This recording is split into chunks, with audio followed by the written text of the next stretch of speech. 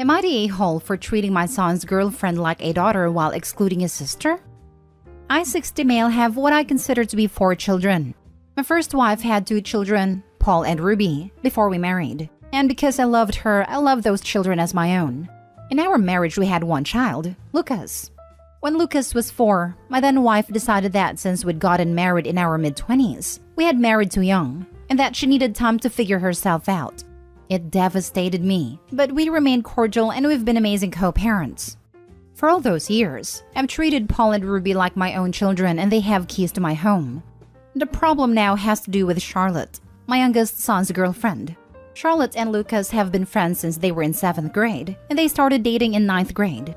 Me and my current wife became legal guardians of Charlotte due to maltreatment at her house, and we unofficially adopted her when she was 14. She's my 4th child.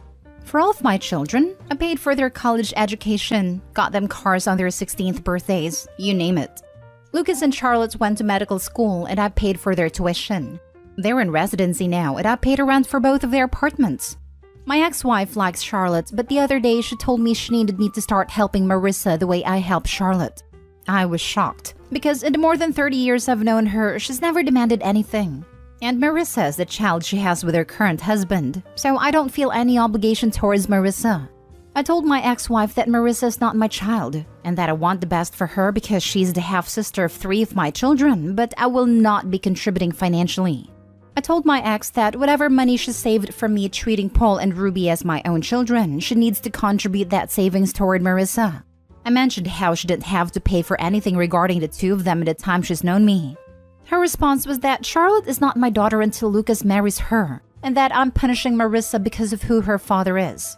I could afford to help Marissa, but I'm choosing not to. And I've never had a fight with my ex until now. And it makes me concerned about how Lucas will view me or already views me for not helping his sister out. What should I do? Now for the top comments. So to clarify, Paul and Ruby are not biologically yours. That being said, you treat them and pay for them as if they were biologically yours, because they existed prior to your marriage to your ex-wife. Incredibly kind and generous. Especially then ex-wife split-ended things with you. Your ex-wife and you had a kid together, Lucas, who you take 100% financial responsibility and treat him like your child because he is. Congratulations for being a decent parent. Now there's Charlotte, who you've known since she was what, like 10? Came from a horrible home life, and you became her legal guardians at 14. So again, you treat someone who isn't actually your own child like your own and take financial care of them. Very admirable. The question comes into play about Marissa, who is your ex-wife's new child. So she's related to Paul, Ruby, and Lucas. Aside from that, you've never taken care of her or been responsible for her because you're not with her mom and her mom has a husband. Not the a-hole. This is a very nice comment, and it really made my day. I mean it. There's a genuine niceness there that I appreciate. It's honest, and it's what most of us are thinking. You sound like an awesome dad. Keep up the good work. Not the a-hole. You have zero obligation to her. It's ridiculous your ex even suggested this. Glad to hear from an outsider that it's ridiculous. I really was wondering whether Lucas thought I had perhaps been malicious all these years. When I see Marissa at public events, I'm very kind to her. And of course, if anything catastrophic happened to them, I wouldn't have them live on the street. But my ex and her husband are both federal employees making decent money. They're middle class and they had dads with Marissa's undergrad, but that's not the end of the world. I'm gonna bet that Lucas knows that despite her being his half-sister, she's not your obligation to pay for. Gently, I think you're worried about what Lucas will think for no reason. Given your kind treatment to Charlotte, he knows you're not some cruel guy who enjoys people suffering. My concern was really that the 4 of them having significantly different lives compared to Marissa, and I don't want there to be any tension because of me. This could be what my ex wanted me to feel. And it's working, I guess. Next story. Am I the a-hole for allowing my stepmom to adopt me? Okay, I, 15 male, have a stepmom, Carrie, 46 female. She has been my stepmom since I was 6. My mom and dad divorced when I was 3 after he caught my mom cheating. And my mom then moved in with her affair partner, Tim. Tim has always been a huge prick. At first, he seemed nice, but then after he and my mom got married, he became extremely rude. And he always tried to get me to call him dad, even though he knows I hate him. Tim would say things like, "I stepped up to take care of you while your deadbeat father stood around and did nothing, so call me dad," even though my dad had most of the custody and Tim never even did anything to take care of me. Like when I was 10 and it was raining, I called him and asked him to pick me up from school, but he told me to shut up and he was watching football. So I had to walk home in a t-shirt and shorts while it was raining, and then when I got home, my mom yelled at me for being wet. When I was 13, I had enough and went to live with my dad full-time, and I refused to see my mom or Tim. As far as I'm concerned, they're dead to me because they treated me like crap for years. My stepmom, Carrie, always helped me escape from my mom and Tim's toxicity. When I was little, she would read me bedtime stories and would play with me. She's an amazing person, and I consider her to be my real mom. Last year, my dad got sick and he's worried that he may not live. So Carrie brought up the idea of adopting me, so I won't have to go live with my mom and Tim if my dad dies. They asked me how I felt, and I said, absolutely. And we immediately signed the adoption papers. My mother then gave up her parental rights to me, and honestly, I was happy but also sad because it meant she didn't care about me. The conflict comes up though, because yesterday Tim showed up at my dad's house and demanded that I go to my mom's with him.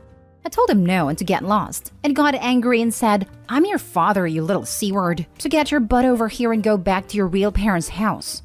By this point, my dad came out and threatened to call the police, so he left. Now, Carrie and my dad are getting grief from my bio mom's family and social media for her adopting me. So I want to know, was I wrong to let Carrie adopt me? Am I the a-hole? Not the a-hole. My mother then gave up her parental rights to me. "I'm your father, you little C-word. So get your butt over here and go back to your real parents' house. Tim is not a smart man." Not the a-hole. You are legally adopted. Request that your parents, the good ones, get a no-contact restraining order against him. It's a tough lesson to learn that you are being mistreated by people who should love and care for you. I'm sorry you had to learn it. Not the a-hole. Your dad is protecting you. If your mom wanted to be your real mom forever, she should have done a better job of it. If your stepmom is the one who's actually been in the role of mom and who you'd want to live with if your father passed, it absolutely makes sense to allow her to adopt you. And it's wonderful that she cares enough to do so. I'm sorry those people are doing this to you when you're already going through such a difficult time. If you don't mind, please show this next bid to your dad. You can take it out of context if you don't want him to see this thread. I think it's a good idea to show the whole thread to him so he knows how you're feeling. But you don't have to. Dear Opie's dad, please call the cops, non-emergency line, and report Tim's behavior. If you don't have a security camera already set up, consider getting one. There are pretty cheap ones on Amazon you can easily set up and hook up to your phone. Tim tried to kidnap your child and verbally harassed the kid in the process. If your kid had been home alone, there's no saying what would have happened, and it could have been really dangerous. That's well worth a police report. Next story. Am I the a-hole for kicking my mom's boyfriend and his kids from the house I inherited after my mom's death? They went to a homeless shelter. My 19 male parents divorced when I was 6. My mom got a boyfriend, Josh, and they started living together when I was 9. He had twin daughters, who were 4 when they moved in. Their mother was not in their lives anymore, so my mom took them in as their own. I admit that I was a little jealous because they had her full-time and me only 50% of the time. I think my mom loved them more too. I was a quiet kid and spent most of my time in my room when my mom had me. I didn't want any siblings. My mom tried to, but to no avail. By the time I was 16, I rarely spent time at my mom's place. And when I went to college, I got an apartment, even though my mom lived in the same city as my college. Mom tragically passed in December, and because Josh and her never got married for some reason, I inherited everything, including her house. I allowed Josh and the kids to still live there. I paid half the bills as he is struggling because of low-paying job. My lease ends in December and I decided to move into my house after. I sat down with Josh and told him I was moving in January. Since this is my house, I will take the master's bedroom and he will move to my old room. He started crying. How that bedroom is a safe space, and all my mom's things are there, which gives him peace. I told him he can move few of her things to my old room. My room is 1/3 of the master's bedroom. He started crying even more, that he doesn't want to abandon their bedroom. I was pretty angry at that point, so I told him to just get out of the house then, as I don't have the energy to deal with this nonsense. I've since cooled down, but 3 days later he sent me a message to notify me where he left the keys, and they had moved out. I found out they went to homeless shelter. I got messages from my mom's side of the family, how I'm heartless and cruel to kick them out. How the twins lost their mom and home in less than a year. The twins texted me how they can't believe their own brother made them homeless and asked me what they did wrong. My dad and his family told me I'm in the right. I do feel bad for them, but I still think I decide who gets what room in my house. Am I the a-hole? Other people have made good points. Opie shouldn't have spoken in anger. But at 19 and carrying such a heavy load, he can perhaps be forgiven for that. This Josh dude put Opie in a very awkward position. And when Opie tried to make the situation fair in a way that benefited both sides, Josh freaked out, moved out, and is now sending flying monkeys to guilt Opie. Not the a-hole Opie. Josh is grieving, but he cannot expect you, a person who has little obligation to him, to continue to pay half his bills and maintain a separate residence at 19. That's unreasonable. If you're going to be supporting them, he should have expected you to return to the house. And as you're now returning as the homeowner and an adult covering half of the bills, he should have realized giving you your childhood room back wasn't going to cut it. I understand why it hurts for him, but he should have been willing to give up the room. It would have been better to give the man some time to work through his emotions. This is a case where you continually hold a boundary. Don't back down, but allow the other side some time to come to terms with it. Affirm, you are welcome to stay here with me, but I will be moving into the house on X date and I will be taking the master suite. Would have been far, far better than telling them to get out. That's all you had to say, and then no one could accuse you of anything. But you're 19, and this is a mess of a situation. You deserve to be allowed to learn from this situation if you didn't perfectly handle it on your first attempt. I agree, but I'm stuck on this one point. Thing is, Josh didn't need to move out until December. Opie has a lease that and then, so they'll be moving to the house. They were having the first conversation discussing the situation of Opie planning to move in. Josh has been grieving for over half a year, while getting his bills paid by Opie as soon as this conversation happens. He didn't take any time to make plans. He just leaves? The room and stuff that was so important? No plans. No intent to evict even started. He just takes his family and leaves, and contacts the mother's side of the family. Reads strange. Yes, Opie failed to have enough tact in that moment. Maintaining more than one household is difficult, and Opie shouldn't have had this burden. Opie's also grieving the loss of his mother.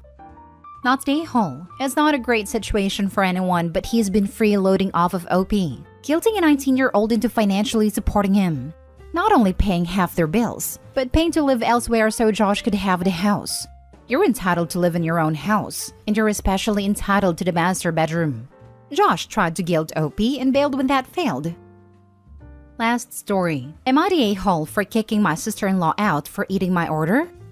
My husband's sister moved in with us after a major argument about the baby's name. They're expecting, and she's 7 months in. She's known to be picky and refuses to eat what we normally cook. We only cook her favorite food, which I can't eat due to allergies. So every day at dinner, I have to figure out what to eat since she only eats food that I'm allergic to. Last night, my husband agreed that he'd cook for her and cook for us together separately. I got home after a long day at work and found out that sister-in-law convinced my husband to only cook the meal she wanted and cancel on the meal we planned to have. I saw them eating together in the kitchen. My husband apologetically said his sister convinced him to eat with her and not cook the meal I wanted us both to have. I said it was fine, then went to order some food from the restaurant. I went to take a shower and did some work on my laptop, then came downstairs to find my order placed on the kitchen counter.